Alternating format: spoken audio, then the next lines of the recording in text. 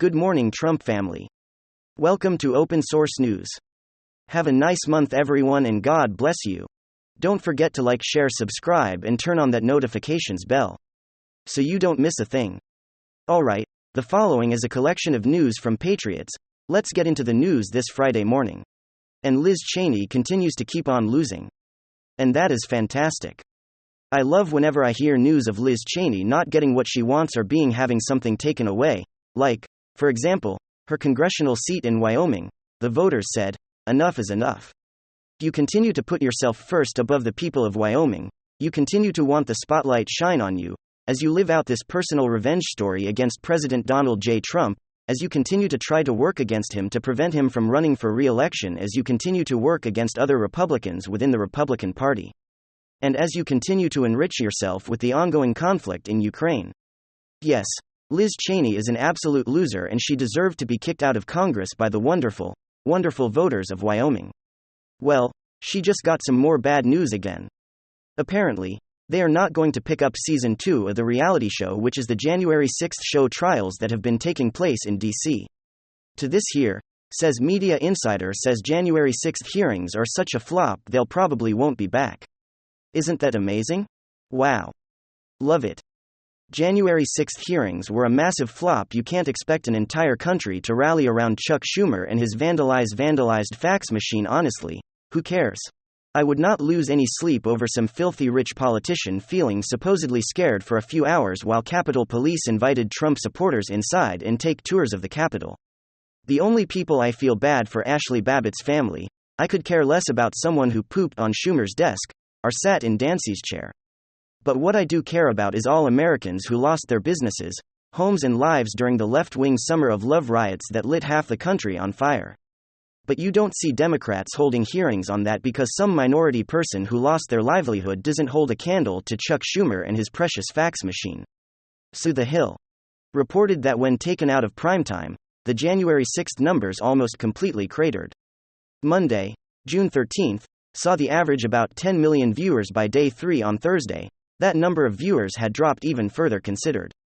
Also, the reception of the hearings, which some of the media kept referring to as a bipartisan when they're not, at least in spirit, just 51% of voters approve of the House Select Committee.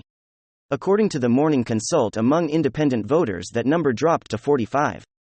In other words, half the country respects the committee while half does not. If the goal is to change the minds and make people care about them before, that doesn't seem to be happening.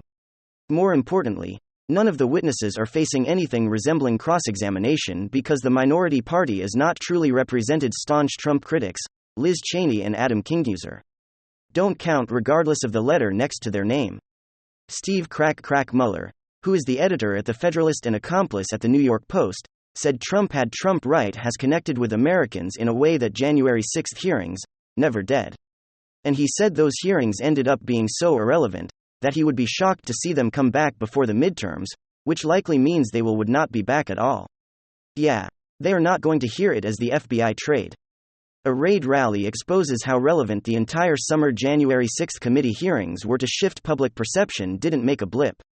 But the raid, though, seems to have landed. Wouldn't be surprised if the hearings come back before November. Yeah, absolutely. Yeah, this whole show trial, of course.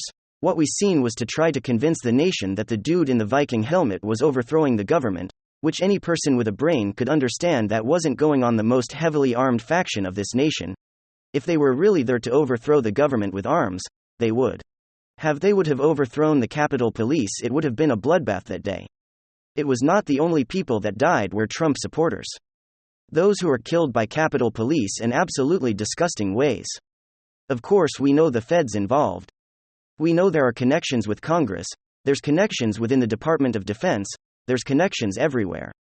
It was all in an effort to ensure that Trump could never run for re-election again. It was a coup. And they, in all of the sense of the word, that is what took place on January 6th. Everybody knows that, or anybody with a brain knows it. And that is why they are working so hard to try to gin up all of this fake stuff for Americans to try to eat it up, and it's still not working. And then, what if I told you that patriot militias are even now as we speak, taking over what is perhaps the bluest of all blue states? It's true, and it's got liberal Democrats realizing it, and they're freaking out. We're gonna take a look. a deep dive into the amazing patriot movement that's sweeping political office as one of the most liberal states in the nation. And if you stick around to the very end of this video, I'll show you why what they're doing in this state is about to be replicated all throughout the nation. There is a fascinating development that's been happening under the radar of late, and it promises to change the political order in our nation away. Many of us would never have imagined patriot militias are surging now to such a point that they are actually poised to take over the bluest of the blue states in our nation. And that is none other than California. There have been a number of articles, actually rather pet articles, by the mainstream media reporting on a stunning development. A number of counties in the Golden State were what they called a far right, or indeed taking over the highest political. It all started in rural Northern California and Shasta County, about 3 hours north of Sacramento now. Shasta County has always been a reliably conservative Republican county. Nearly 70% of its residents voted to recall California Governor Gavin Newsom, right gruesome Newsom. But while the county has always been reliably conservative in terms of its citizens, its political leaders were not necessarily ultra-MAGA explicitly patriot-based representatives dedicated to the defense and promotion of the eternal values of faith, family and freedom. But all of that changed with the coming of COVID mandates. One of the members of the Board of Supervisors for Shasta County, Republican and former police officer named Leonard Modi, was targeted for recall by 3 groups extremely influential in Shasta County politics: Second Amendment supporters, COVID mandate opponents, and what's known as the State of Jefferson movement, which is a collection of counties in Northern California that want to create their own state and secede from larger California. Moat as crime. As far as his constituents concern, he was a rhino, a Republican in name only. He was weak-kneed in the face of the draconian mandates coming down from Sacramento, and he refused to push back, so we allowed businesses to be shut down in the community adversely affected. But other than that, he was a relatively reliable Republican, but not in MAGA country where timidity and cowardice are never rewarded. Modi was resoundingly defeated, and the Board of Supervisors successfully secured a supermajority of members, all backed by the Cottonwood Militia, which is a local chapter, the larger California state militia. So it's a highly self-sufficient political model with their own citizen-based law enforcement and county politicians. Now that would be a very interesting story in of itself. Ordinary citizens rising up, taking their county back from leaders who they believe represented the values, interests and concerns of the status quo, right, rather than the values, interests and concerns of the people. Patriot groups along with patriot militias banding together, successfully electing a government that's representative of their values of faith, family and freedom. All good. But that's not where this story ends. You see, the organizers of this patriot revolt, as it were, put together a blueprint of how they took back their county. It's called Red, White and Blueprint. It's actually an organization founded by a fella by the name of Carlos Zapata, a retired Marine, a militia member and restaurateur. Has been busy recruiting neighboring counties to implement the Red, White and Blueprint strategy to take over their respective governments and take back their localities. And that's exactly what's happening in neighboring Nevada County, where Trump won by a 15-point margin.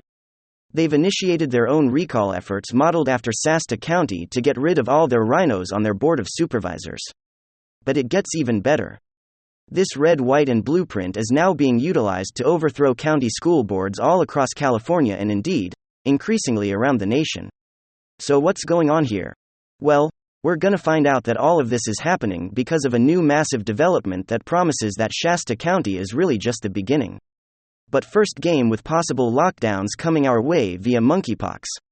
My good friend Joshua Glowacki, co-founder of ERC Specialist, is making sure that you and your business can thrive. His business, ERC Specialists, is a specialty payroll company exclusively dedicated to understanding and maximizing the CARES Act Employee Retention Credit. That's what ERC stands for: Employee Retention Credit for small businesses affected negatively by shutdowns. If you're a small business owner looking to get up to $26,000 per employee back from bumbling Biden wasting it, click the link in the description below to see if you qualify today. It's an absolutely astonishing opportunity. So what is going on here? Well, at one level, what we're seeing here is a very significant development known as ReTerritorialization. Okay, it's a fancy mancy word to describe the process by which political power and involvement is increasingly returning to the local.